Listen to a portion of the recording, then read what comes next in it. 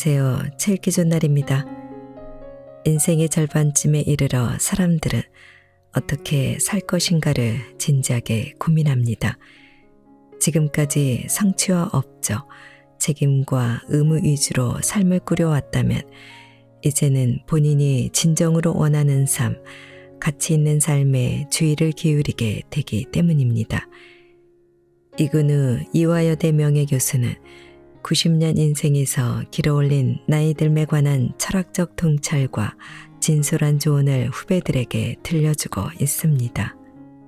인생에는 의지만으로 이룰 수 있는 일이 생각보다 많지 않고 삶은 예기치 않은 시련에 크게 흔들리지만 그럼에도 다행스러운 점이 있다.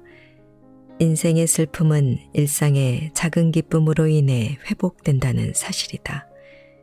그래서 사람은 마지막까지 유쾌하게 살아야 한다. 사소한 기쁨과 웃음을 잃어버리지 않는 한 인생은 무너지지 않는다고 말합니다. 오늘 소개할 책은 나이듦에 관한 솔직하고 유쾌한 철학적 통찰, 100살까지 유쾌하게 나이 드는 법입니다. 이 책에는 노년의 삶에 대한 어설픈 추측이나 설익은 교훈 따위보다는 지금 여기에서 할 수 있는 일에 충실하며 하루하루 재미있게 살려고 노력하는 유쾌한 노학자의 생생한 경험과 지혜로 가득합니다. 또한 인생의 중반에 이르러 진지하게 마주하게 되는 일, 자아, 인간관계 등의 문제에 대해서도 실질적이면서 깊이 있는 조언을 건네고 있는데요. 나이 들었다고 억울해하지 말 것, 소중한 사람들에게 연락하기를 미루지 말고 자주 만날 것, 죽도록 일만 하지 말 것, 마음부터는 취미의 돈을 아끼지 말 것, 지금까지 살아준 배우자에게 무조건 감사할 것 등 인생의 중반기에 이르러 누구나 한 번쯤 마주하는 삶의 문제들에 대해 매우 실질적이면서도 철학적인 통찰을 건네고 있습니다. 자, 그럼 지금부터 잠시 책 속으로 들어가 보겠습니다. 오늘도 책 읽기 좋은 날과 함께 좋은 시간 보내세요. 구독, 좋아요, 사랑합니다.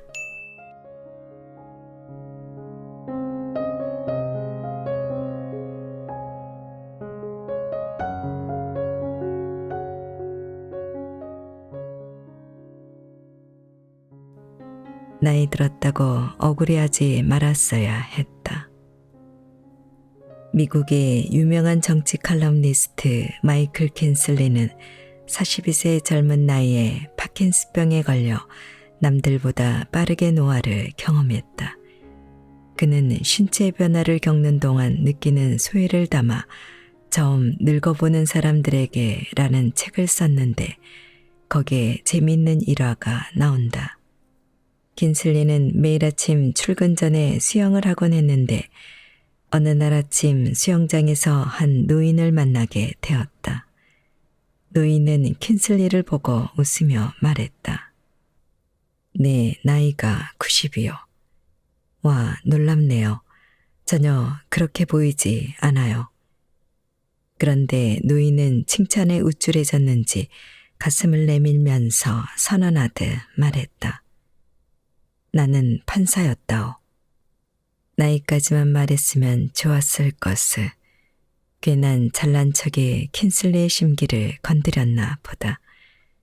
책의 문장을 그대로 옮겨 보겠다. 자신이 판사였다는 사실을 말하고 난 뒤 그의 얼굴에는 별 상관도 없는 얘기를 어리석게 해버렸다며 전전긍긍하는 표정이 스치고 지나갔다. 스스로를 한심해하는 것 같았다. 젊은 시절 자신이 판사였을 때는 처음 본 사람에게 다가가 말을 걸면서 자기가 판사라고 밝힐 필요성 따위는 전혀 느끼지 못했을 것이다. 그는 괜히 우쭐대다가 꼴이 말이 아니게 돼버렸다는 것을 깨달은 것 같았다. 그러면서 자신이 그토록 떨쳐버리고자 했던 생각, 즉 늙은 바보는 이제 한물 갔어, 라는 생각을 하면서 수영장을 떠났다. 어쨌든 한 가지는 분명했다. 그는 한물간 노인네였다. 누구나 한 번쯤은 비슷한 부끄러운 경험을 했을 테다. 나만 해도 그렇다. 젊었을 땐 내가 왕년애로 시작하는 선배들 이야기가 그토록 지겨웠건만 언젠가부터 나도 모르게 과거의 영화가 입 밖으로 나온다. 그나마 후배들 앞에선 입단속을 한다. 백수가 된 시녀들끼리 모이면 이만한 고관대장 모임이 없다. 대화의 주제는 대부분 과거에 잘 나갔던 이야기들이다. 왜 그럴까? 예전만치 못한 현재의 모습을 감추고 싶어서다. 옛 이야기지만 6.25 전쟁 때 북한에서 피난 온 사람들이 유행어처럼 쓰던 말이 있다. 나 이북에 살 때 금송아지 메고 살았어. 별 볼 일 없는 현재의 모습을 받아들이기가 어려워서 그런 말로라도 스스로를 위로하며 살았던 것이다. 잘난 사람 잘난 대로 살고 못난 사람 못난 대로 산다는 노래 가사가 있다. 그런데 잘난 사람은 잘난 대로 살기 쉬워도 못난 사람은 못난 대로 살기가 무척 어렵다. 우선 못남을 받아들이기가 힘들다. 바로 열등감이다. 정신분석학자 아들러에 따르면 열등감은 현재에 만족하지 않고 더 우월한 존재로 스스로를 발전시키는 원동력이다. 그러므로 꼭 나쁜 게 아니다. 그러나 열등감이 잘못 작동하면 열등 콤플렉스에 빠진다.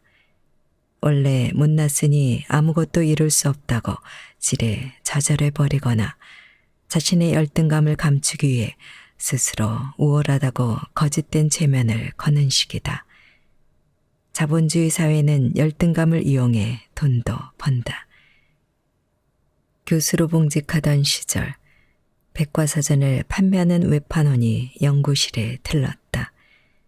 그는 명세기 교수라면 당연히 영국에서 나온 백과사전 한 질쯤은 소장해야 한다며 나를 설득하려 들었다. 하지만 그 많은 책을 전부 읽을 것 같지도 않았고 필요한 책은 도서관에서 충분히 빌려볼 수 있었다. 나는 돈이 없다는 이유로 거절했다. 그러자 그는 대출까지 알선해 줄 수 있단다. 내가 끝까지 거절하자 그는 회심의 한 방을 날렸다. 교수님은 이 대형 백과사전을 갖고 있지 못한 것을 부끄럽게 생각하셔야 합니다. 자존심을 건드려 팔아보려는 수작이었다. 나는 이렇게 대답했다. 안 그래도 부끄럽게 생각하고 있습니다. 결국 외판원은 백기투항하며 자신이 왜 그런 말까지 했는가를 설명했다. 그는 거절하는 사람에게 다시 구매를 권하는 매뉴얼을 갖고 있었는데 매뉴얼의 마지막 단계가 열등감을 자극하라는 것이었다. 그때 만약 내 수중에 충분한 돈이 있었다면 어땠을까? 나도 잘난 체 하고 싶은 마음에 사전을 사들이고는 후회했을 것 같다. 그만큼 열등감은 강렬한 감정이다. 나이가 들수록 특히 열등감을 조심해서 다뤄야 한다. 나이가 들면 나빠지는 것이 많다. 우선 건강이 예전 같지 않다. 생활의 활력이 줄어들다 보니 우월감도 쉽게 찾아온다. 경제적으로도 상당히 위축되고 사회적인 영향력도 줄어든다. 특히 우리나라는 굉장한 명함사회다. 출신 학교, 최종 학력, 공식 직함으로 사람을 구분하길 좋아한다. 그래서 공식적인 위치에서 내려온 은퇴자들은 심리적으로 위축된다. 특히 높은 위치에 올랐던 사람일수록 더 크게 위축된다. 그래서인지 어떤 이들은 은퇴 후에 새로 명함을 만들어 뒷면에 자신이 달았던 공식 직함을 전부 써넣기도 한다. 한마디로 지금은 별 볼 일 없지만 한때 나도 잘 나갔어 라는 것이다.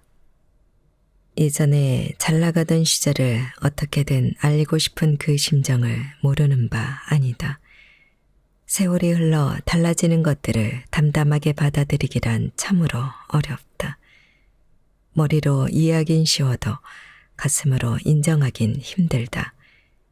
하지만 변화를 받아들이지 못하고 현재 자신을 못나게 여겨서 열등감에 휩싸이면 과도한 짓을 저지르기 쉽다.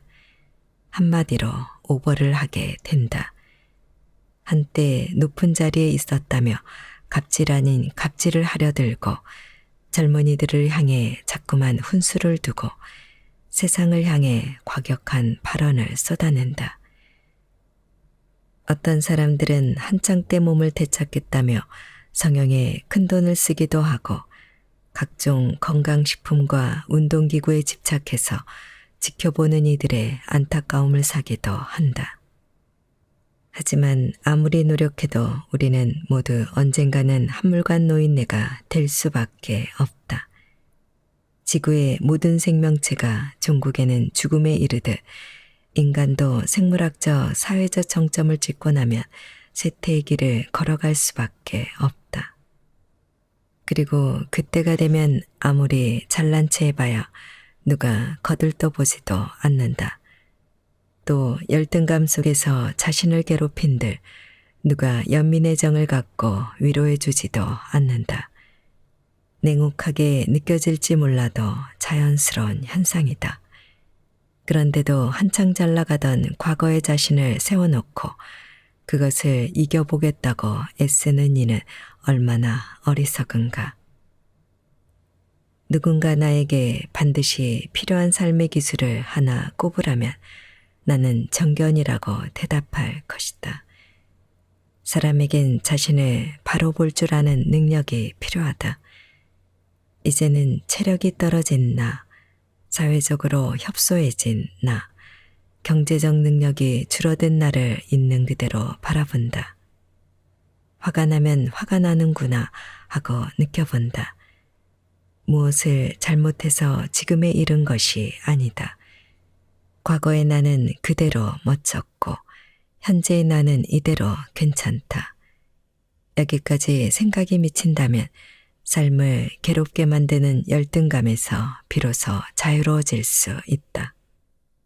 그럼에도 왕년에 비해 현재의 내가 쓸쓸하게 느껴지는 당신을 위해 위로의 글을 남긴다. 앞서 수영장에서 만난 90살 노인의 손자가 쓴 것으로 킨슬리가 노인과의 일화를 뉴요커에 싣자 그에 대한 답글로 남겼다고 한다. 노인이 이처럼 멋진 삶을 살았다는 것을 미리 알았더라면 그가 왕년에 판사했다는 사실은 별로 중요하게 여겨지지 않았을 텐데. 할아버지의 성함은 리처드 이반치였고 킨슬리가 썼듯이 당시 90대였으며 로스앤젤레스 카운티 고등법원 판사로 20년을 봉직하신 바 있다. 만약 할아버지가 킨슬리의 글을 보셨다면 장수한다는 것은 한 사람의 삶을 평가하는 잣대로는 옳지 않다고 지적하셨을 것이다. 삶에서 유일하게 중요한 요소는 생명의 길이가 아니다. 삶의 가치를 평가하는 데 가장 적절한 잣대는 그 사람이 일평생 살아온 방식이 되어야 한다. 할아버지는 매일매일을 최선을 다해 사셨다. 할아버지께서는 동료들을 그들의 장점과 함께 단점까지도 아우르며 사랑하셨다. 또한 자신이 장수하는 것에 대해서도 자부심이 강했는데 단지 오래 살아남았다는 사실 때문이 아니라 삶에 대해서 열정적이셨기 때문이었고 또한 다른 사람에게 그들의 삶이 얼마나 가치 있는 것인지를 일깨워주는 것을 매우 좋아하셨기 때문이었다. 나는 킨슬리가 여전히 삶의 대열에 참여하고 있는 것을 기쁘게 생각한다. 하지만 슬프게도 할아버지는 더 이상 여기 계시지 않는다. 지난 11월에 세상을 떠나셨다. 할아버지는 생애 마지막 일주일까지도 매일 아침 그 수영장에서 수영을 하셨다.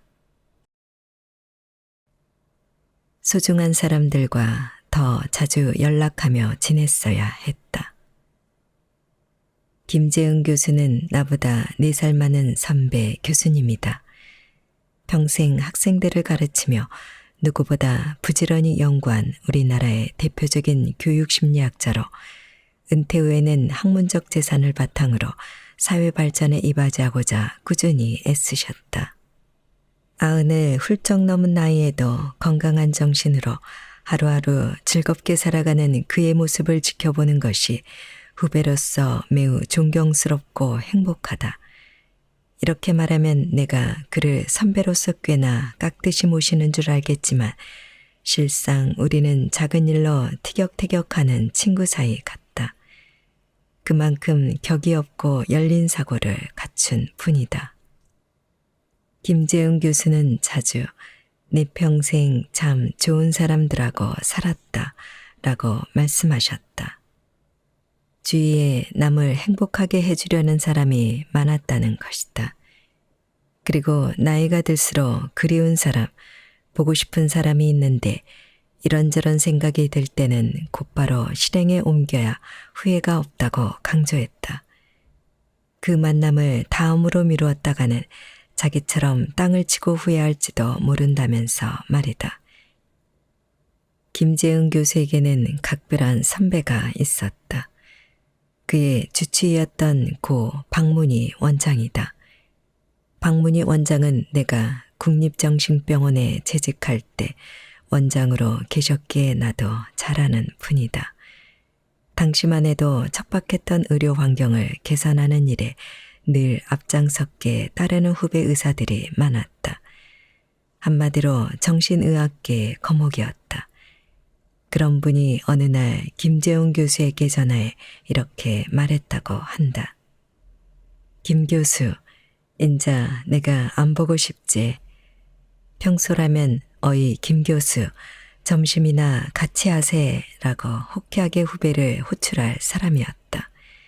결코 자기 감정을 쉽게 내비치는 분이 아니었다. 그런 선배가 느닷없이 자기가 더는 보고 싶지 않느냐니 김 교수는 순간 멍해졌다. 선배님이 많이 약해지셨나? 몹시 외로우신가? 그동안 소원했던 것에 대해 죄송스럽게 생각하며 대답했다. 네, 곧 찾아뵙겠습니다. 안 그래도 찾아뵈려고 하던 터입니다. 그러고 일주일 후 김 교수는 박 원장의 부음을 들었다. 일주일간 이 핑계 저 핑계를 들며 곧장 찾아뵙지 않은 것이 김 교수에겐 통안으로 남았다. 이 일을 얘기할 때마다 김 교수는 이렇게 말문을 연다. 내 평생 후회를 가슴에 안고 시간은 우리를 기다려주지 않는다.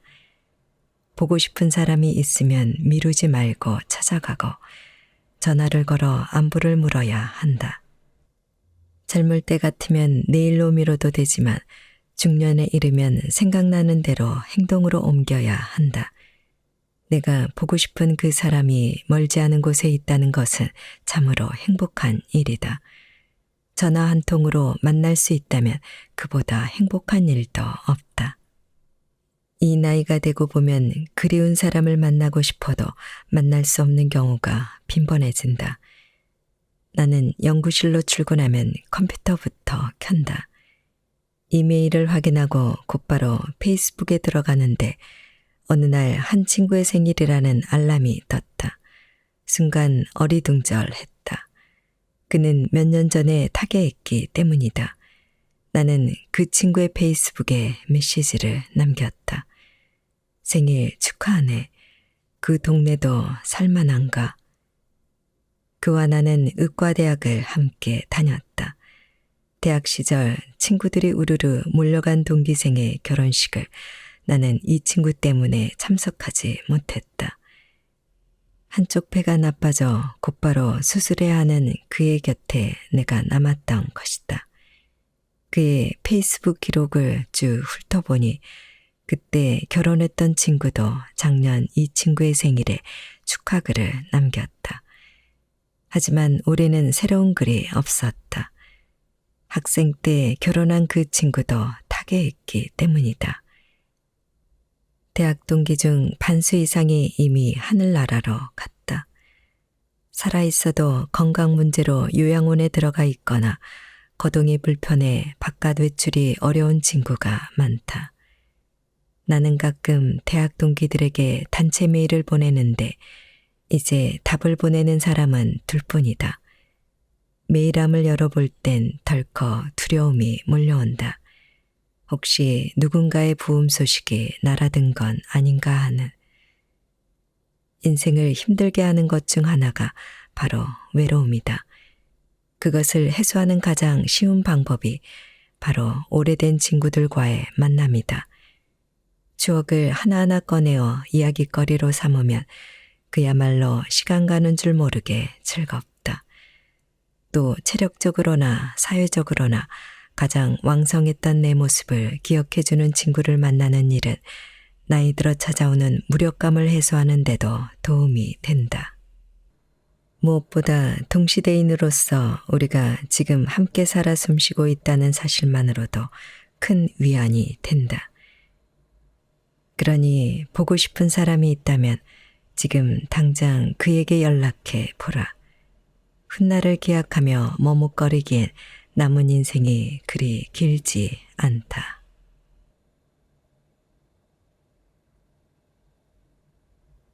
지난 삶을 후회하느라 시간을 낭비하지 말았어야 했다.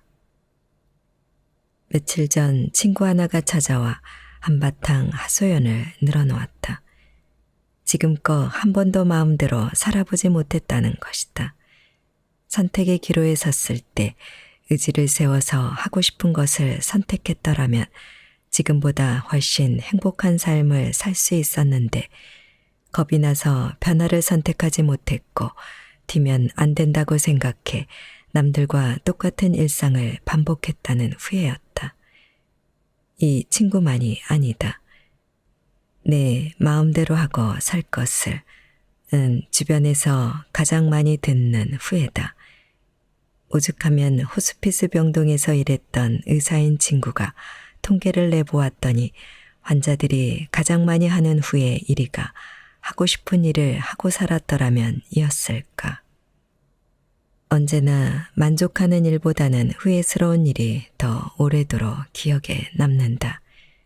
또 어떻게 살아왔든 그때 그랬더라면 더 좋았을 텐데 하는 후회와 아쉬움은 피할 수 없다. 그런데 후회의 감정이 든다고 해서 잘못 살아왔다고 할 수 있을까? 한 번도 뜻대로 살아보지 못했으니 지나온 삶이 전부 껍데기에 불과하다고 느끼는 내 친구의 판단이 옳은 걸까? 사람마다 타고나는 기질이 있다. 심지어 갓 태어난 아기들도 기질이 모두 다르다. 엄마 뱃속에서 나오자마자 간호사는 입속 이물질을 제거하고 기도를 확보하기 위한 기구를 아이의 입에 집어넣는데 그때 어떤 아이는 감각이 예민해서 세상이 떠나가라 울어젖히지만 어떤 아이는 살짝 찌푸리는 것으로 그치다. 그만큼 기질은 천성적인 것이다. 사람은 당연히 타고난 기질대로 살고 싶어 한다. 예민한 사람은 자극이 적은 환경에서 살고 싶어 하고 에너지가 넘치는 사람은 가진 에너지를 모두 발산할 수 있는 역동적인 환경에서 살고 싶어 한다. 하지만 환경은 우리의 선택 사항이 아니다. 우리는 부모를 선택할 수 없고 인종과 나라도 선택할 수 없다. 환경은 주어지는 것이며 살아남기 위해 적응해야 하는 대상이다. 그 과정에서 인격과 자아가 형성된다. 어떤 때는 환경에 맞춰 기질을 누리기도 하고 어떤 때는 능동적으로 환경을 바꿔가면서 나라고 부르는 총체적인 자아가 만들어진다. 즉, 나라는 인간은 생존을 위해 환경에 적응해온 노력의 결과이며 인생은 기질과 환경 사이에서 매 순간 이루어진 선택의 합이라고도 할 수 있다. 그런 의미에서 후회해도 내 인생, 만족해도 내 인생이다. 과거의 삶이 무엇이든 간에 나 말고 또 누가 그런 길을 걸어 가겠는가. 내 인생은 내가 만든 독창적인 예술품이다. 세상에 딱 하나뿐인 삶이다. 그러니 습관적인 비교와 가지 못한 길에 대한 아쉬움으로 자기 인생의 격을 떨어뜨리지 말아야 한다. 이제는 온전히 자기 삶을 인정하고 받아들이고 그의 자부심을 느껴야 할 때다. 부처님은 태어나실 때 눈비니 동산에서 천상천하 유아독존이라 하셨다. 나는 온 세상을 통틀어도 단 하나뿐인 유일무이한 존재라는 뜻이다. 후회가 깊어질 때마다 새겨야 하는 말이다. 내 친구는 튀는 게 무서워 자기를 억누르고 남들처럼 살았다고 후회했다. 그런데 생각해보라. 남들처럼 살기가 어디 쉬운 일인가. 우리 세대는 일제강점기와 해방, 6.25 전쟁과 분단이라는 현대사의 굴곡을 몸소 겪었다. 지독한 가난과 전쟁 속에서 그야말로 생존이 최우선 과제였다. 당장 다음 끼니를 걱정해야 했고 가족을 먹여 살리려면 이 일 저 일을 가리지 않아야 했다. 가족들을 위해 제 한 몸 희생하는 게 당연했고 그럴 수밖에 없던 시절이었다. 그런 시절을 거쳐 지금 몸 건강히 살아있고 아이들 모두 제 앞가림을 하고 있다면 그보다 성공한 삶이 어디 있겠는가. 맨몸으로 일궈낸 생애 결실들을 바라보면서 그동안의 노고를 칭찬해 주어야 마땅하지 않겠는가. 그럼에도 후회의 감정이 든다면 그것은 가보지 못한 길에 미련이 크게 남았다는 뜻이다. 사람은 해본 일보다는 해보지 못한 일을 더 크게 느끼는 법이다. 그렇다면 이제라도 시도하면 된다. 지금까지 환경에 자신을 맞추는 쪽으로 살았다면 이제부터 하고 싶은 일을 중심으로 살아보면 된다. 나이 들수록 좋은 것이 자유로움 아니던가. 아이들도 적당히 자랐고 경제적인 문제도 화급하지 않다면 책임과 의무에서 벗어나 마음의 소리에 귀를 기울여 보라. 바꿀 수 없는 과거를 바라보며 부질없는 후회를 거듭하느니 이제라도 조금씩 변화를 시도하는 편이 훨씬 생산적이고 발전적이다. 예전에는 화려한 정치가였지만 이제는 영락한 두 노인이 공원 벤치에 앉아 자신들의 신세를 한탄하고 있었다. 먼저 한 노인이 말했다. 나는 누가 충고를 해도 귀를 기울이지 않아서 이 꼴이 되었다오. 그러자 상대편 노인이 응수했다. 제기라 나는 남의 말만 들어서 이 꼴이 되었지 뭐요. 이렇게 살아도 후회가 남고 저렇게 살아도 후회가 남게 마련이다. 설령 남들이 보기에 성공적인 인생을 살았고 본인도 대체로 만족스러웠던 삶을 살았어도 다른 사람의 특별한 삶이 부러울 때가 있다. 그러나 지나친 후회는 별로 득될 게 없다. 후회감은 조금 더 잘할 수 있었는데 아쉽다 정도로 갈무리하고 지난 삶을 긍정하고 받아들여야 한다. 어쨌든 누구나 나름대로 최선을 다해서 살아온 결과물이 그의 인생일 테니까 말이다. 지금까지 나는 무엇을 위해 살았나? 내 삶의 진정한 주인은 누구였나? 이런 생각을 한 번도 안 해본 사람이 있을까? 그러나 누가 뭐라고 하든 어떤 삶을 살았든 인생의 주인은 바로 당신이다. 당신이 살아온 궤적에 만족하든 만족하지 못하든 결국은 본인이 선택한 한 발짝 한 발짝이 쌓여 지금에 이르렀다. 그 사실은 절대로 부정할 수 없다. 그리고 내 인생이 결국 내 선택이었다는 진실을 받아들여야 후회는 아쉬움으로 가벼워지고 내일을 향한 에너지로 전환될 수 있다. 한 번에 두 가지 인생을 사는 사람은 없다. 그리고 당신이 걸어온 그 인생 결코 나쁘지 않았다. 부디 자부심을 가지라. 90이 되어서야 깨달은 인간관계의 비밀. 강연이나 인터뷰에서 나에게 묻는 단골 질문 가운데 하나가 바로 인간관계 문제다. 특히 억지로라도 모든 사람과 잘 지내야 하는지, 무리하게 상처를 주는 사람과는 어떻게 지내야 하는지 같은 질문을 많이 한다. 그러면 나는 반대로 의아해진다. 꼭 모두와 두루두루 잘 지낼 필요가 없는 세상에 살면서도 왜 이런 걱정을 하는 걸까? 혼자 지내도 충분히 잘 살 수 있는 세상인데 왜 인간관계는 여전히 사람들을 아프게 만드는 걸까? 그러나 잘 생각해보면 사람과 더불어 살아갈 수밖에 없는 인간이 관계에서 갈등을 겪는 것은 당연하다.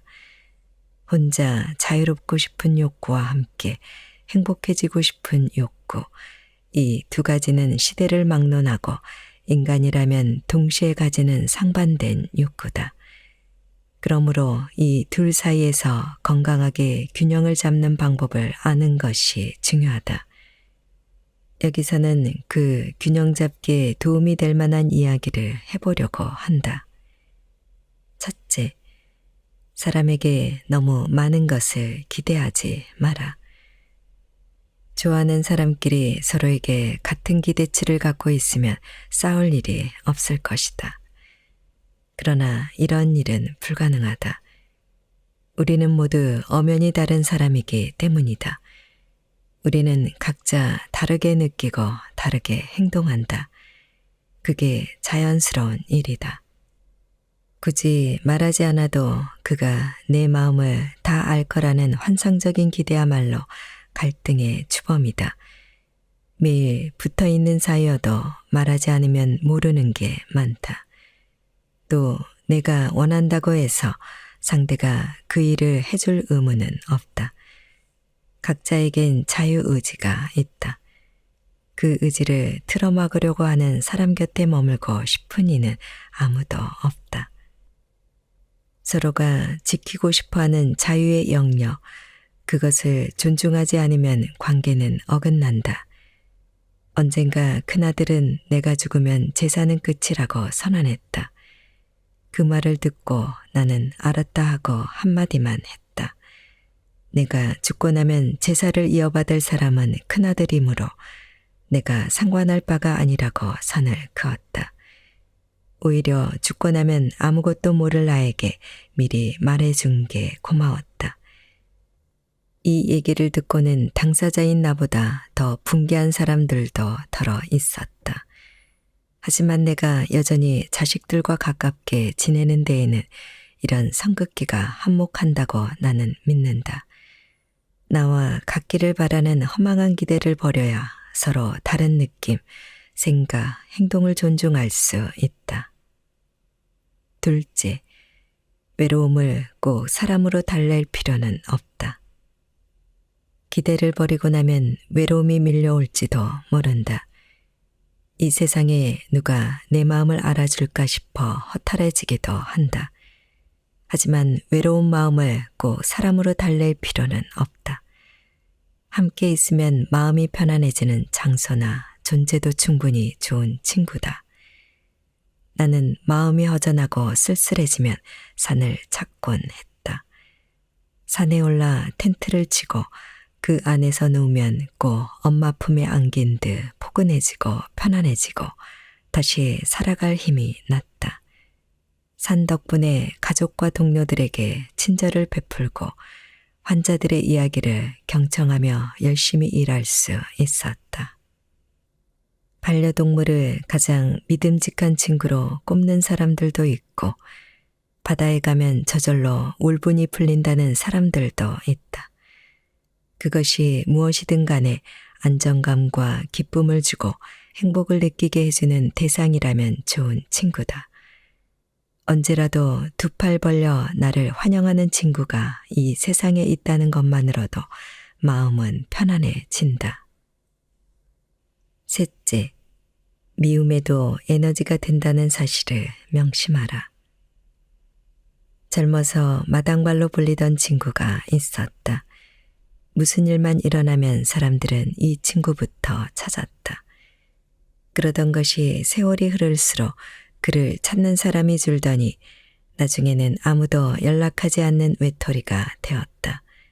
왜 그렇게 된 걸까? 그는 그야말로 손절의 전문가였다. 자기가 충고한 대로 따르지 않는 사람과는 아예 연락을 끊었다. 그러다 보니 점점 친구가 줄었고 나중에는 혼자가 되어 버렸다. 꼭 그렇게까지 사람을 쳐내야 하나 싶지만 그는 그래야만 직성이 풀렸다. 결국 외로움을 감당해야 하는 처지가 되었지만 말이다.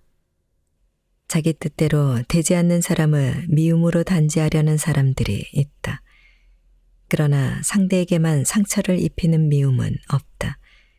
미워하는 동안 자기가 가진 에너지와 시간도 함께 소진된다. 특히 나이가 들수록 시간과 에너지는 무엇과도 바꿀 수 없는 소중한 자원이다. 그것을 미워하는 자에게 쏟는 것이 과연 올바른 선택일까? 차라리 그에 대한 관심을 끄고 하고 싶은 일과 할 수 있는 일에 에너지를 집중하는 편이 후회를 덜 남긴다.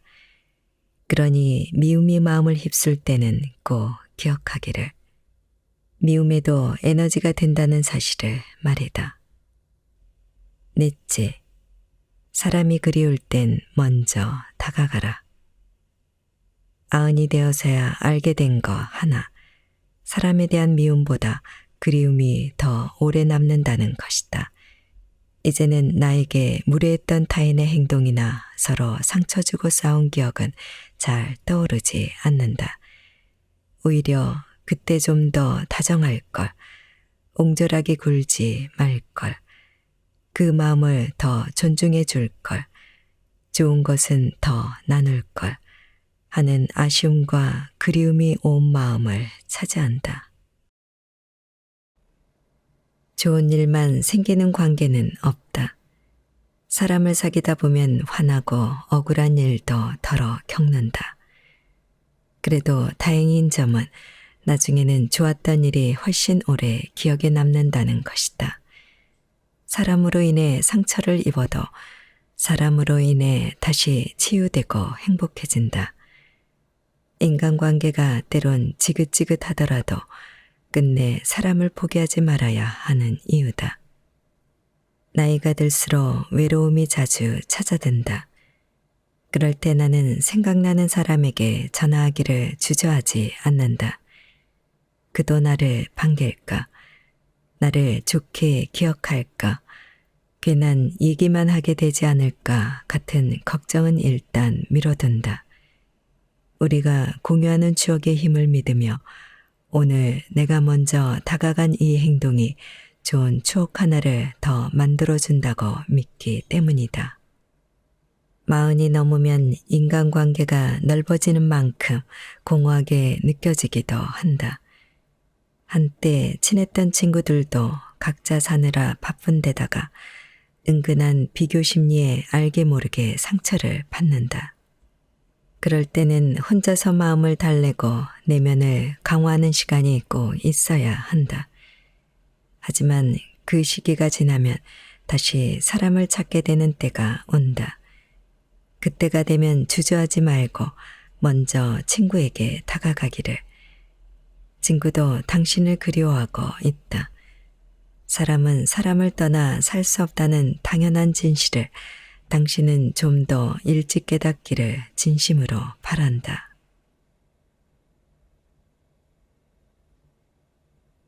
마음부터는 취미에 돈과 시간을 아끼지 말 것.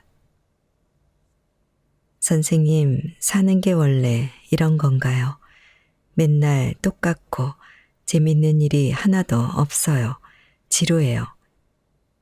아이를 둘 키우는 43 워킹맘의 하소연이다. 일하랴 육아하랴 매일 일상이 전쟁같이 흘러가지만 그 와중에도 불현듯 공허함이 밀려온다. 내일이 별로 기대되지 않는다. 결혼도 했고 아이도 낳았고 직업을 바꿀 일도 없다. 인생의 변수가 사라졌다. 그저 이 생활이 무한히 반복될 것만 같은 느낌이다. 평온하지만 지루하다. 그녀는 이게 정상이냐고 물었다. 걱정 마요. 진짜 재밌는 때는 아직 오지도 않았어요. 나도 65살 넘어서부터 사는 게 제일 재밌었어요. 기대해요. 그녀를 위로하려고 꾸며낸 거짓말이 아니다. 정말로 나는 정년 후에야 가장 보람되고 행복한 시절을 보냈다. 나만 그런 게 아니다.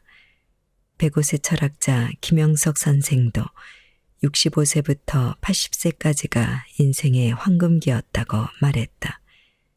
그 나이가 되어서야 비로소 행복이 무엇인지 어떻게 살아야 하는지를 알게 되었기 때문이다. 누구나 취미생활을 하고 싶어한다. 그렇지만 시간과 여력이 없다고 말한다. 특히 일과 가정에 얽매인 40, 50대에게 취미활동은 꿈같은 이야기일 뿐이다. 그래도 나는 어떻게든 시작해보라고 독려한다. 여력이 생기길 기다리다간 노후가 되고 말 것이다. 그 전에 틈나는 대로 조금씩 해봐야 한다. 나는 등산을 좋아한다. 어려서부터 슬플 때면 높은 나무 위나 지붕에 올라 혼자 울다가 내려오곤 했다. 그런 버릇이 어른까지 이어져 산에 올라 심란한 마음을 위로받았다. 병원 일과 강의로 바쁜 와중에도 틈틈이 산에 올랐고 1년에 한 번은 네팔 히말라야에 드나들었다. 은근히 눈치를 주는 동료들이 없지 않았다. 나는 때론 모른 척하고 때론 양해를 구하며 산을 다녔다. 그래야 숨통이 트였기 때문이다. 만약 등산이 없었다면 나는 정년까지 일하지 못했을지도 모른다. 취미 활동에 대한 오해 중 하나는 취미와 일을 양립관계로 놓는 것이다. 취미에 심취하면 일을 못한다고 걱정한다. 하지만 내 경험상 일과 취미는 서로 돕는 관계다. 취미 활동은 에너지를 충전해주고 그 에너지는 다시 일하는 동력이 되어준다. 주변을 살펴봐도 취미 활동에 열심인 사람들이 일도 잘하는 경우를 심심치 않게 목격한다. 그들은 회사에 앉아서 뭉갤 시간이 없다. 얼른 일을 끝내고 좋아하는 활동을 찾아 나서야 하기 때문이다. 또 틈틈이 이어온 취미 활동은 정년 후 훌륭한 대안이 되어준다. 히말라야는 네팔과 나를 이어주었다. 나는 네팔에서 의료봉사를 펼쳤고 다양한 사람들과 인연을 맺었다. 그 활동이 정년 후까지 이어져 나는 여전히 네팔을 드나들고 있다. 그러니 취미 활동을 자꾸 미루지 말기를. 40 이후부터는 노는데 돈과 시간을 아끼지 말기를 바란다. 자식에게 드리는 돈의 10%만 떼어서 자기 자신에게 투자하라. 그때 뿌려놓은 씨앗이 예순까지 일하게 하는 힘이 되어주며 예순 넘어서의 인생을 황금기로 만들어주기 때문이다. 의사로 일하던 시절 퇴임한 교장을 상담한 일이 있다. 그는 평교사로 시작해 35년간 성실히 교직 생활을 했다.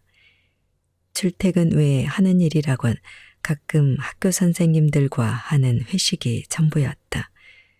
그러다가 퇴직하고 나니 도대체 무엇을 하며 시간을 보내야 할지 모르겠다며 나를 찾았다. 난감하기는 나도 마찬가지였다. 해본 일도 하고 싶은 일도 딱히 없다는 그에게 집 근처 테니스장에서 운동부터 시작해보는 게 좋겠다고 말했다. 3개월 후 그가 노발대발하며 다시 나를 찾았다. 내 말만 들으면 고독함이 사라질 것 같은 생각에 아침부터 저녁까지 테니스를 치다가 다쳐서 응급실 신세를 졌으니 책임지라는 거였다. 한참 화풀이를 하고 돌아선 그는 다시 진료실을 찾지 않았다. 나는 그를 보면서 한 가지를 깨달았다. 시간과 돈이 있다고 해서 누가 즐겁기만 한 것은 아니라는 것. 어렵게 찾아온 자유의 시기를 만끽하기 위해선 하고 싶은 일과 계획이 있어야 한다는 것. 그리고 그것은 닥쳐서 찾으면 찾기 어렵고 미리미리 경험하면서 찾아야 한다는 것이다. 지금 당신이 그 자리에 서 있다. 정말 중요한 노후 과제 중 하나가 자기만의 재미를 찾는 일이다. 그리고 그 재미는 누가 떠먹여주지 않는다. 지금부터 조금씩 틈틈이 준비해두는 수밖에는 없다. 경험이 쌓일수록 자기를 잘 알게 되고 자기를 더 잘 알수록 더 재미있게 살 수 있다.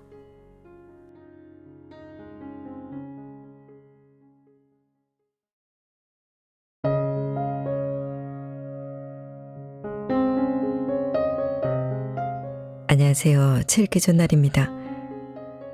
김영석 교수는 올해 105세 한국 최고령 철학자이자 작가, 연세대 명예교수로서 이 시대 최후의 지성인이라 불리우고 있습니다. 또한 인간 존재에 대한 뛰어난 고찰로 각계각층 전문가가 먼저 가르침을 청하는 큰 어른이시기도 합니다.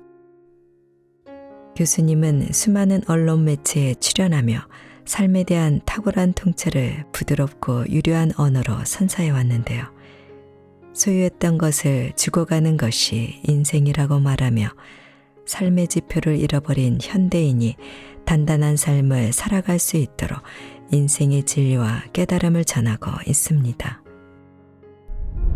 오늘 소개할 책은 105세 철학자가 전하는 인생론, 김영석 100년의 지혜입니다. 이 책은 중앙일보에서 인기리에 연재되고 있는 칼럼 김영석의 100년 산책을 모아 다듬고 미처 신문에 연재하지 못했던 원고를 더했는데요. 100년 넘게 살아오며 깨달은 단단한 삶의 지혜와 경험을 가감없이 이야기하고 있습니다. 이념부터 종교, 평화, 자유, 교육, 정치, 부에 이르기까지 시대를 초월해 현대인이 반드시 사유해봐야 할 다양한 주제를 현명하고 자애로운 시각으로 다루고 있습니다. 자, 그럼 지금부터 잠시 책 속으로 들어가 보겠습니다.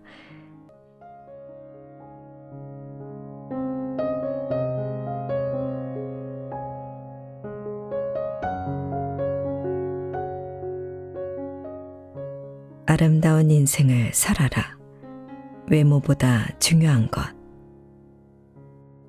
내가 90까지 살게 되리라고는 생각지 못했다.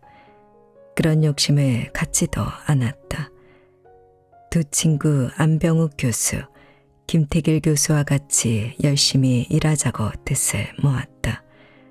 셋이 다 90까지 일했다. 성공한 셈이다. 90을 넘기면서는 나 혼자가 되었다.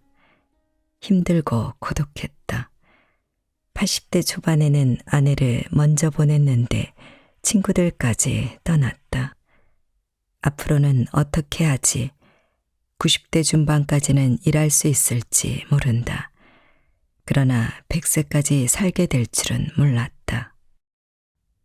철학계의 선배와 동료 중에는 97세, 98세가 최고령이었고 연세대학교 교수 중에도 100세를 넘긴 이가 없었다. 그래도 나름대로 새 출발을 해야 했다. 생각을 정리한 결과가 아름다운 늙은이로 마무리하자는 서원이었다. 삶 자체와 인생을 아름답게 살고 싶었다. 우선 외모부터 미화시켜야 한다. 몸 단장이다. 70에서 80대 후배 교수들이 나야 늙었는데 하며 허름하거나 초라한 차림으로 외출하는 것을 보았기 때문이다. 옷도 하나의 예술품이다. 화려하거나 고급스러운 의상이 아니라 품격 있고 조화롭게 입어야 한다. 쉬운 일은 아니지만 관심에서 멀어지면 나 편하면 그뿐이지 하는 습관이 더 앞선다. 그래서 모임에 나갈 때나 강연장에 갈 때는 신사다운 품격을 갖추기로 했다. 얼굴과 자세의 미화, 생각과 감정의 미화. 뒤따르는 과제는 얼굴과 자세의 미화다. 내 얼굴은 절반 이상이 대머리다.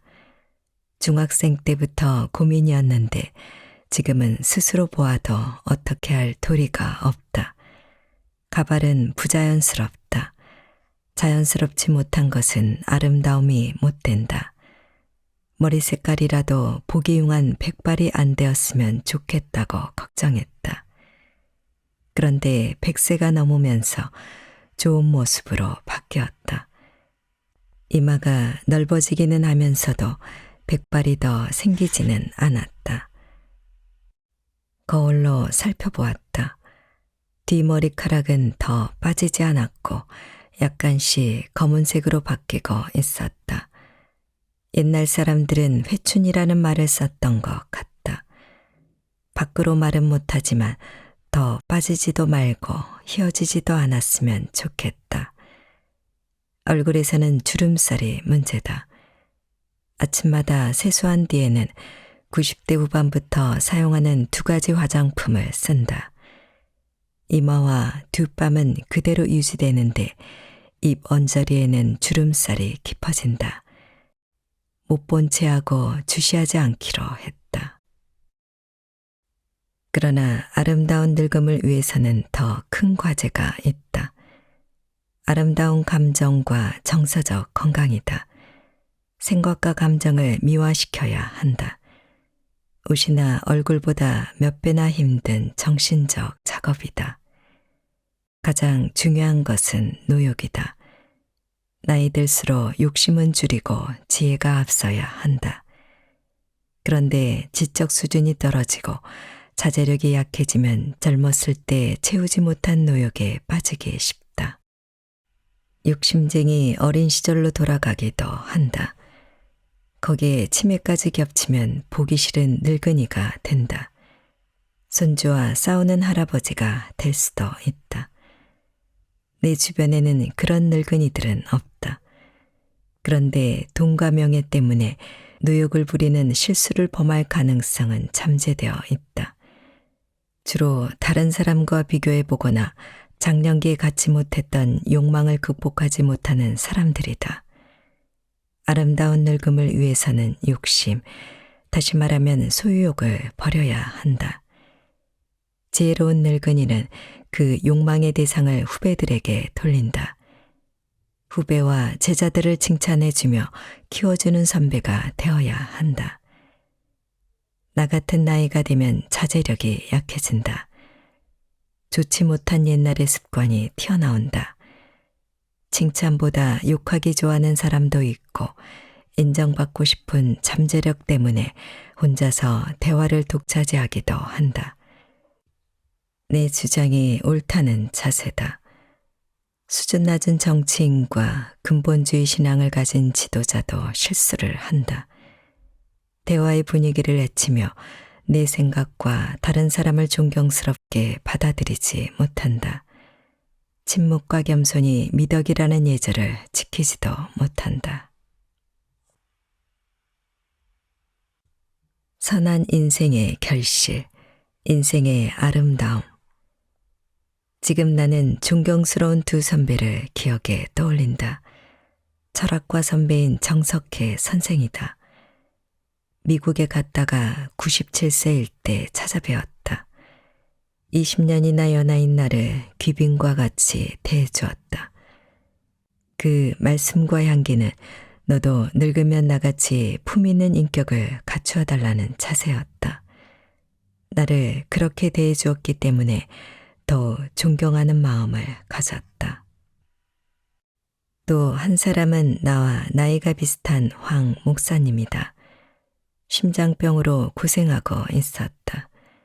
심한 고통을 겪고 있으면서도 예전과 다름없이 미소와 사랑이 풍기는 표정을 간직하고 있었다.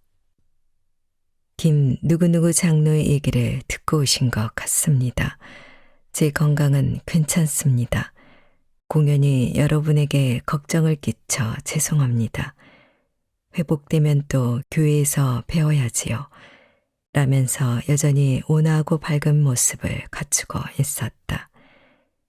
인사를 나누고 돌아왔는데 20여일 후에 세상을 떠났다. 교우들에게 어렵고 힘들다는 모습을 끝까지 보여주지 않았다. 정석기 교수는 4.19 교수 데모를 주도한 애국자였고 황 목사는 어린이와 청소년을 위해 생애를 보낸 분이다. 두 분에게는 애국심과 청소년을 위한 기도의 마음이 사라지지 않고 있었다. 그 인격과 삶 자체의 향기를 끝까지 간직하였다.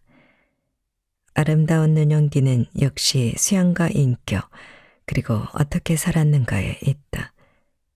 보통 사람은 흉내낼 수 없는 풍성한 마음의 열매였다.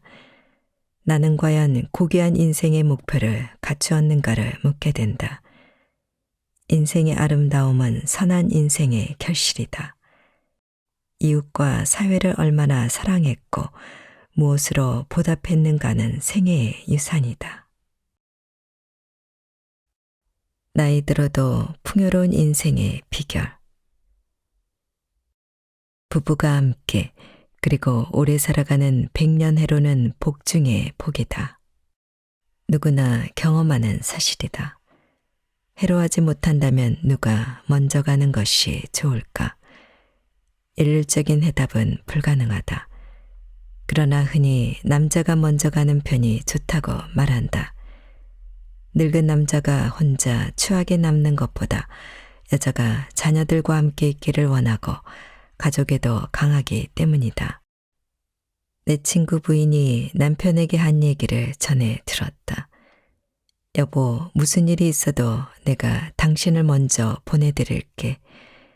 김 교수님이 혼자 쓸쓸히 고생하는 것을 보니까 사모님이 선생님을 혼자 남겨두고 가는 마음이 얼마나 아팠을까라는 것이다. 사랑할 상대가 사라지는 순간을 이겨내기. 반대인 경우도 있다. 내 친구 김태일 교수와 안병우 교수는 아내보다 먼저 갔다. 두 부인은 연하이고 건강했는데 남편들이 작고한 뒤 오래지 않아 세상을 떠났다. 안 교수 부인이 예상보다 빨리 세상을 떠났기에 만일 안 교수 부인이 먼저 갔다면 안 교수는 어떻게 됐을까 하는 생각을 했다. 내 경우도 생각해 본다. 아내를 먼저 보낸 지 20년이 되었다. 아내 생각은 언제나 떠오른다. 아들, 딸이나 손주들이 모이면 자연히 어머니와 할머니 얘기를 한다. 대답은 간단한 것 같다. 사랑할 상대가 사라졌을 때 누구나 고독해진다. 다시는 그런 사랑이 불가능하다고 느껴졌을 때 고독은 절망이 된다. 절망은 정신적 종말, 죽음과 연결된다. 그런 고독은 남녀의 구별도 없고 나이의 차이도 없다. 고독사의 원인이 되기도 한다. 99가지의 악조건이 있다 해도 사랑의 연결이 하나라도 있으면 고독과 절망에서 벗어날 수 있다. 지금 돌이켜보면 나는 90이 되면서 더 외로움을 느꼈다. 100세가 넘으니까 혼자 있어서는 안 되고 누군가의 도움이 간절해진다. 그것이 고령 노인에게 주어지는 인생의 짐이다. 그래도 나는 그 고독을 극복해 냈다고 생각한다. 그 원동력이 무엇이었을까? 이를 위하고 사랑하는 열정이었다. 누구보다 많은 일을 했다. 그 일에서 오는 위로와 보람이 고독한 심정과 시간의 공간을 채워주었다. 그 일은 보수나 소유를 위한 일이 아니었다. 학자로서 진실을 찾는 의무였고 제자들을 위하고 사랑하는 즐거움이었다. 대학을 떠난 후에는 친구들과 사회에 무엇인가 남겨주고 싶은 사명감 비슷한 것이었다. 일 많은 나라에 태어난 것에 감사했고 많은 일이 주어지는 현실에서 보람을 느꼈다. 가족들을 위하는 책임도 있었으나 중고등학교와 대학교에 있을 때는 교육계를 위하는 책임이 항상 뒤따랐다. 무거운 짐이었으나 나름대로 사랑과 보람이 있었기에 행복했다. 40을 넘기고도 지금까지 주어진 일에 매달려 산다. 일에 대한 열정과 노력이 없었다면 어떻게 되었을까 돌이켜 본다. 여든까지는 내가 일을 찾았으나 그 후에는 사회가 나에게 일을 맡겨주었다. 일한다는 것이 인간의 본분이며 늙으면 인생의 가치를 풍요롭게 하는 것이 축복이라고 생각했다.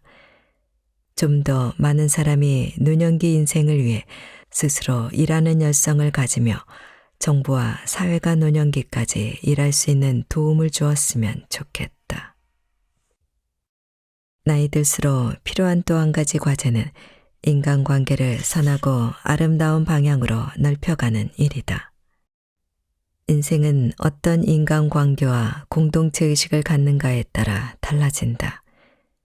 노년기가 힘들다는 것은 인간관계가 좁아지며 공동체 의식을 상실하기 때문이다. 가정과 직장에서 즐거운 인간관계를 누리다가 늙으면서 더 넓혀가는 사람이 있고 점차 좁아지고 상실해 가기도 한다. 가족관계까지도 유지하지 못해 고독해지는 노인들이 생긴다. 그 책임의 반은 자신에게 있고 반은 자립심을 상실한 노약자를 위한 정부와 사회의 도움 부족일 수도 있다. 옛날에는 노인정 같은 휴게시설이 있었다. 최근에는 격노시설이 늘어나고 있다. 그러나 중요한 것은 자기 인생을 위해 준비하고 노력하는 각자의 책임이다. 종교단체를 비롯한 교양과 정신적 안정을 위한 기관과 시설도 있다. 노년기에 찾아 누릴 수 있는 행복은 선하고 아름다운 인간애를 주고받음에서 출발하고 열매를 맺는다. 스스로 나이 들매 한계에 가두지 말 것. 지금 30대와 나의 30대를 비교하면 사회 모든 면에서 많은 변화가 생겼다. 청년기와 노년기가 짧아지고 장년기가 일생의 반 이상을 차지한다. 일하고 성장하며 인격을 키워가는 장년기는 30에서 80까지 차지한다. 평균 수명도 길어졌고 건강 수명도 높아졌다. 모두가 풍부한 정신적 창의력을 발휘할 수 있는 세상이 되었다. 성각자나 선구자가 되지 못해도 그런 사회에 적응하려는 노력은 필수이다. 생활 영역과 공간도 예상했던 한계를 넘어서고 있다. 이런 변화와 발전에 적응하기 위해서라도 스스로 누령화를 앞당겨서는 안 된다. 나의 세대에는 예순을 노년기의 출발이라고 생각했다. 그런데 나도 80까지는 정신적으로 늙었다는 생각은 하지 않았다. 장년기가 길어졌다는 것은 젊게 성장하고 일할 수 있는 세상이 되었다는 뜻이다. 우리가 더 좋은 세상을 자율적으로 창조해 가는 것이 주어진 과제이고 희망이다.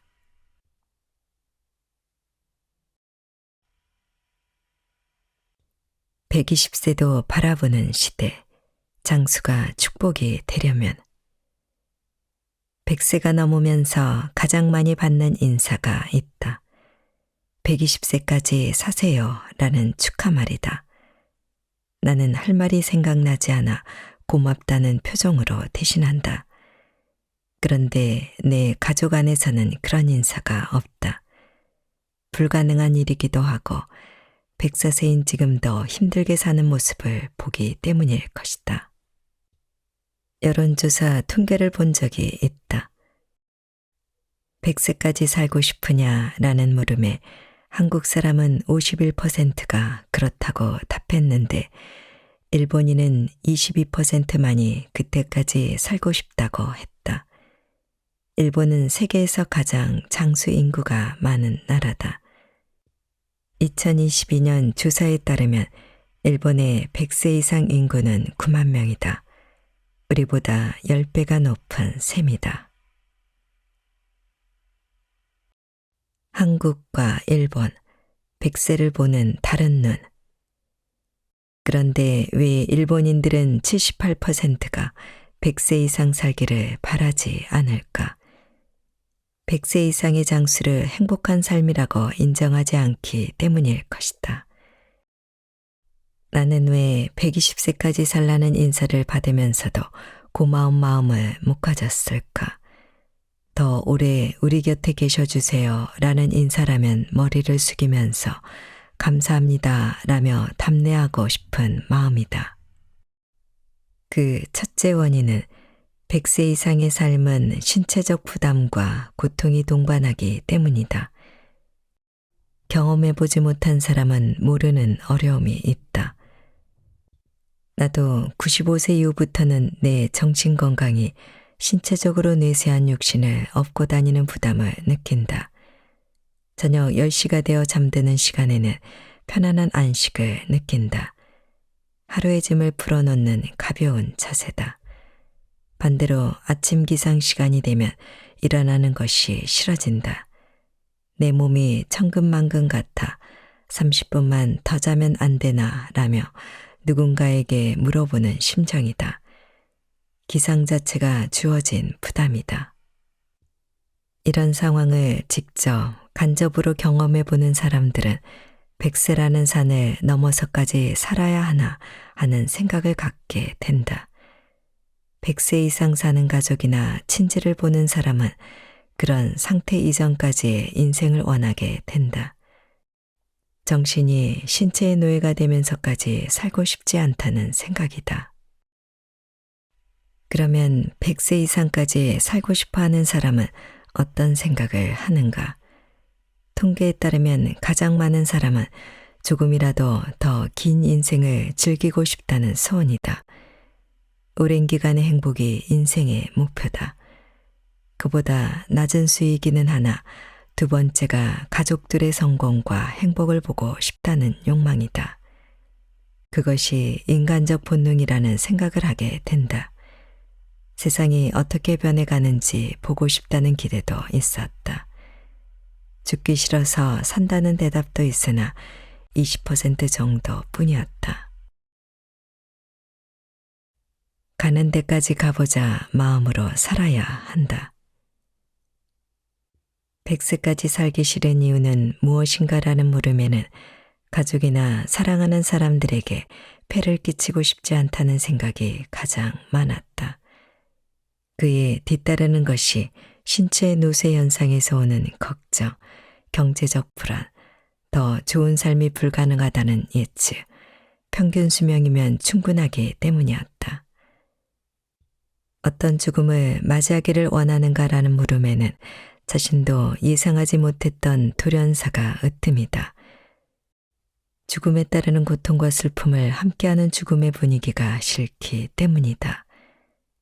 같은 희망의 반쯤은 가족들의 돌봄 속에서 조용히 가고 싶다는 기대였다.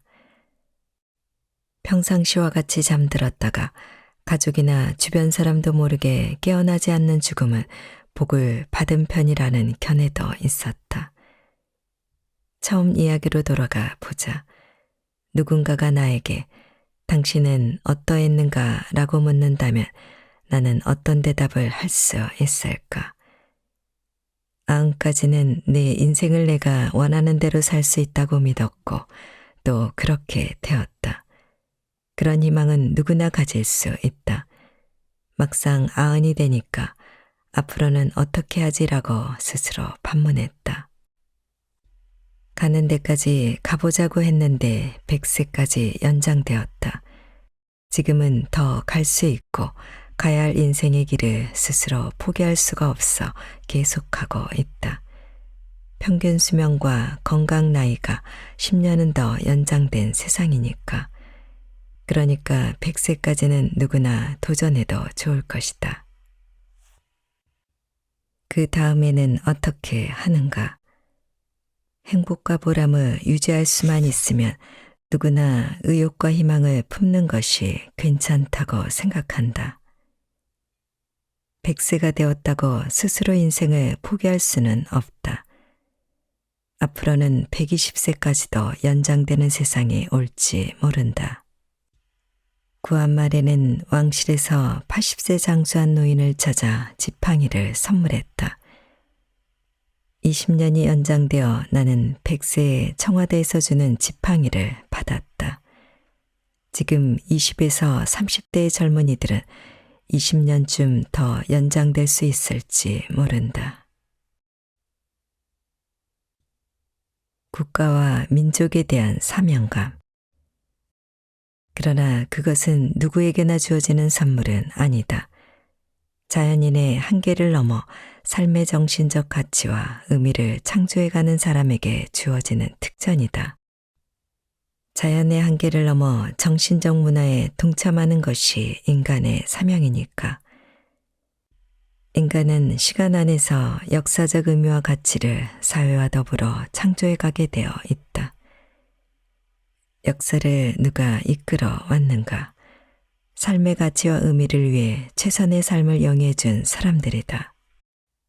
이에 뒤따르는 또 하나의 삶의 창조적 영역이 있다. 내가 사는 공동체 의무를 사명으로 사는 사람들이다.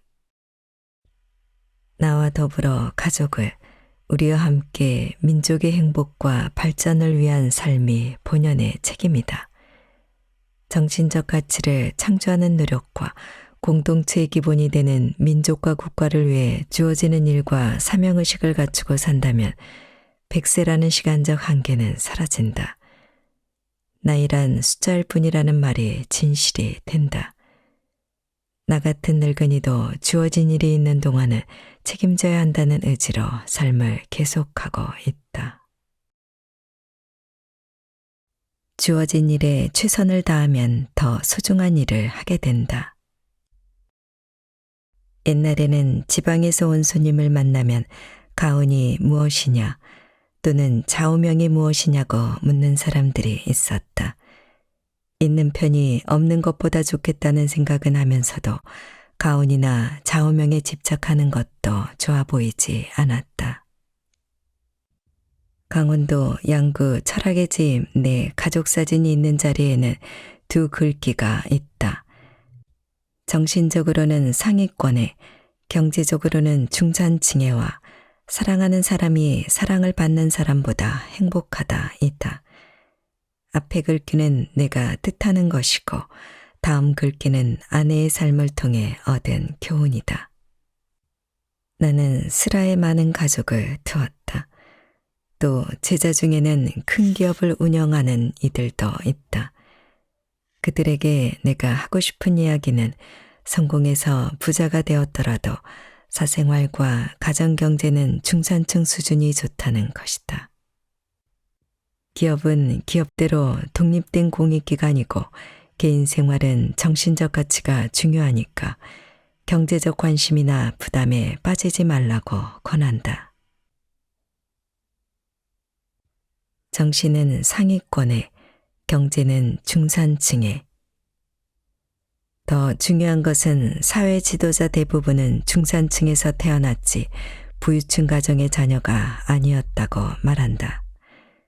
기업을 계승하는 일은 공인이고 사회 여러 분야의 지도자는 정신적 지도력이 있어야 한다. 인격과 정신적 가치를 깨달은 사람은 기업인도 될 수 있고 사회 각계의 지도자가 될 수 있어도 정신적으로 빈곤한 사람과 경제 가치의 노예가 된 사람은 기업인으로 성공할 수 없는 것이 보통이다. 나는 나를 위한 좌우명은 생각해 본 적이 없다. 삶이란 계속 낡은 것을 버리고 새로운 것을 찾아가게 되어 있기 때문이다. 그런데 지금까지 살아오면서 나도 모르게 터득한 교훈이 있다. 주어진 일에 최선을 다하라. 그러면 더 소중한 일을 하게 된다라는 신념이다. 상식적인 생각이다. 나는 군인이나 공무원들에게 이야기해온 경험이 많다. 직책에 따른 계급의식이 강한 공동체에서는 진급이나 상위보직에 대한 경쟁심을 갖게 된다. 그러나 크게 성공하는 사람들은 승진이나 높은 직위를 위해 과욕을 부리는 사람보다는 주어진 일에 최선을 다해 성취하고 늦게 출발하더라도 중책을 찾아 끝까지 가는 사람들이다. 욕심이 앞서면 목적에 도달하지 못한다는 교훈은 누구에게나 해당하는 충고이다. 일의 결과는 직위가 아니고 사회적 기여도에서 나타난다. 나 같은 사람은 대학에서 보직을 맡는 경우가 적었다. 기회가 오더라도 나보다 더 유능한 동료에게 양보하고 강의와 학문에 열중하고 싶었다. 그 결과는 어떻게 되었는가? 외국에 가거나 사회에 나가면 제자들의 사랑과 존경을 받는다. 교실에서 내 강의를 들은 제자들이 많기 때문이다. 그러나 주어진 일에 최선을 다하라, 더 소중한 일을 하게 된다 라는 체험을 한 것은 나의 신앙적 인생관의 결과라고 생각한다. 중학교 입학을 소원하면서 약속의 기도를 했기 때문이다. 하느님께서 나도 다른 사람들 같이 어른이 될 때까지 건강을 허락해 주시면 나를 위해서가 아니라 하느님의 일을 하겠습니다 라는 기도였다. 내 건강이 거의 절망 상태에 있었기 때문에 나를 위한 욕심이나 희망이 없었다.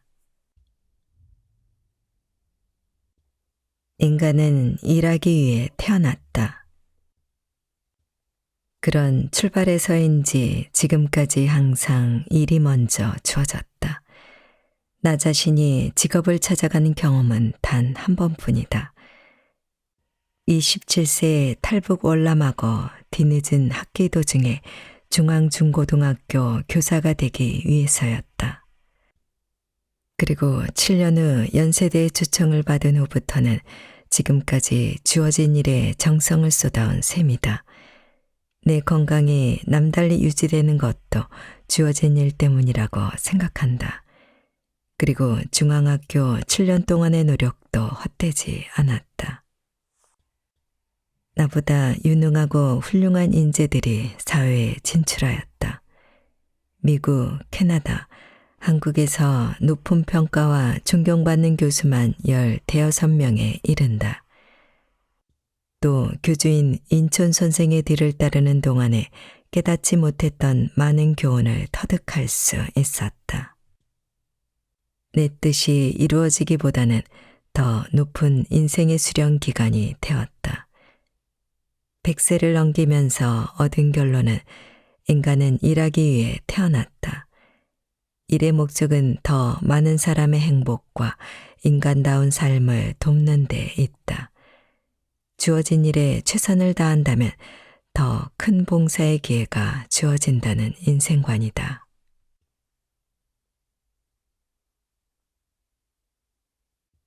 아내가 떠나도 내가 울지 못한 이유. 내 아내가 병중에 있을 때였다. 대학 동창인 정 교수의 얘기다. 요사이 우리 동네 교수 부인들은 김 교수 칭찬이 대단해서 남편들의 위신이 말이 아니라는 것이다. 정 교수 부인도 당신은 내가 중병에 걸린다면 20년 넘게 뒷바라지할 수 있어 라고 해 5년은 할 수 있어 라고 농담했다가 구박을 받았다면서 웃었다. 회갑즈음에 아내가 심한 뇌졸중으로 쓰러졌다.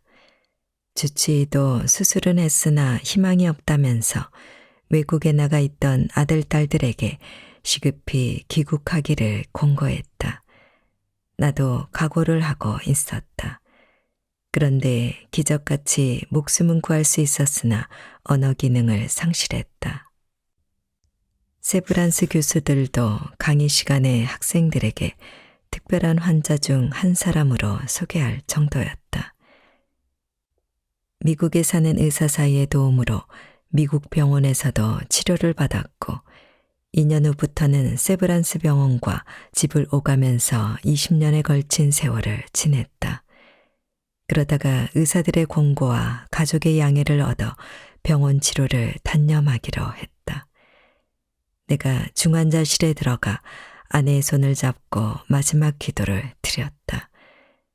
그런데 의식이 없는 줄 알았던 아내가 기도를 끝냈을 때 또렷이 아멘이라고 했다. 놀랍게도 20여 년 만에 들려준 마지막 말이다. 아내를 다시 집으로 퇴원시키고 3년 동안 가정치료를 계속하다가 우리 곁을 떠났다. 그러니까 교수촌 동네에서는 내가 모범적인 남편이라는 부담스러운 명예를 얻게 된 것이다. 부부가 부모가 된다는 것은 사회적 생존의 기본 조건이다. 가족을 위해서라면 양보와 희생은 당연한 의무가 된다. 늙으면 부부간의 사랑보다 자녀의 장래를 더 위해주는 사회적 공감대를 갖는다. 부모는 자신들보다도 자녀의 명예와 사회적 존경심을 더 소중히 받아들인다. 내 경우는 그런 과정을 밟는 동안에 아내가 불치의 환자가 되었다. 연애와 사랑의 과정을 다 겪은 뒤였다. 그때의 부부관계는 어떻게 되는가? 주어진 명칭은 없는 것 같다. 나는 그것을 인간의 과정이라고 느끼면서 체험했다. 인간이기에 인간다운 사랑을 갖게 된다는 뜻이다. 옆집에 불행한 이웃도 돕는 것이 인간의 정이다. 평생 동반한 사람을 위해 10년, 20년 사랑의 짐을 나누어 갖는 것은 당연한 도리다. 그 짐을 진다는 것은 주어지는 사랑의 행복일 수 있다. 91세 남편 보낸 아내의 기도. 여성의 경우는 더욱 그렇다. 내 중학생 때 친구가 91세에 세상을 떠났다. 문상을 끝내고 부인을 만났다. 힘드셨지요? 라고 했더니 아니에요. 무거운 짐을 내려놓은 것 같아요. 늙은 장로님을 남겨두고 먼저 가면 안 되었기에 장로님을 보낼 때까지 나를 건강하게 해달라고 기도드렸어요. 저는 교수님 사모님이 교수님을 혼자 남겨두고 먼저 가면서 얼마나 마음이 아팠을까 생각했어요. 그런 생각을 하면 감사한 위로를 받습니다. 라고 했다. 그런 심정이 인간의였을 것이다. 여성이었기에 모성애를 저버릴 수 없었을 게다. 나도 아내를 그렇게 보냈다. 임종이 가까웠을 때 둘째 아들이 밖에 있었다. 전화를 걸어 빨리 오라고 알렸다. 6 자녀가 다 모여 조용히 보내주었다. 딸들이 눈물을 닦고 있었다. 나는 울지 않았다. 슬프기는 했으나 내가 정성 들여 보냈기 때문에 감사한 마음도 깔려 있었던 것 같다. 제3자가 보면 그것이 인간의 성스러운 모습이었을지 모른다. 누구에게나 주어진 인간의 사랑스러운 자화상이었을 것 같다.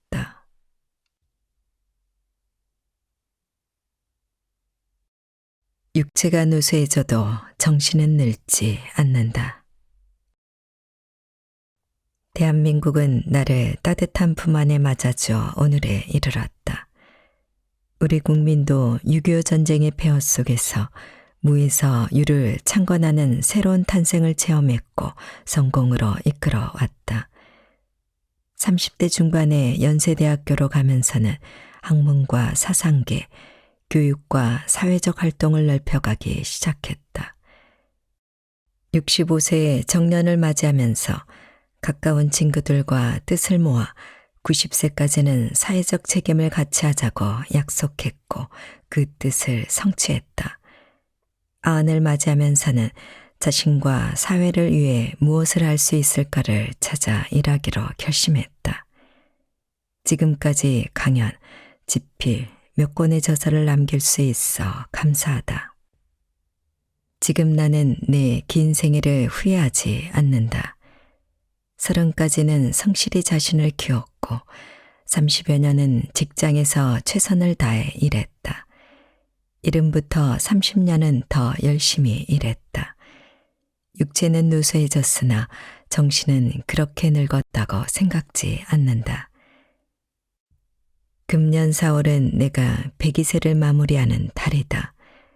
자연히 100년 과거를 회상하게 된다. 장수한 것에는 감사하지만 자랑거리는 되지 못한다. 중한 것은 오랜 세월이 아니라 누가 더 풍요롭고 보람된 인생을 살았는가이다. 물론 장수와 보람까지 다 갖춘다면 축복받은 인생이 된다. 나에게는 일이 건강을 유지시켰고 정신력이 신체 건강도 지탱해 주었다고 생각한다. 많은 고생을 했다. 그러나 그 사랑이 있는 고생이 행복이고 행복은 섬김의 대가라는 사실을 체험했다.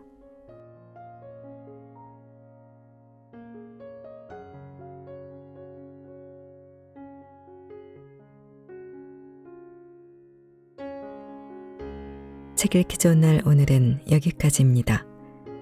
안은하고 포근한 시간 되세요. 사랑합니다.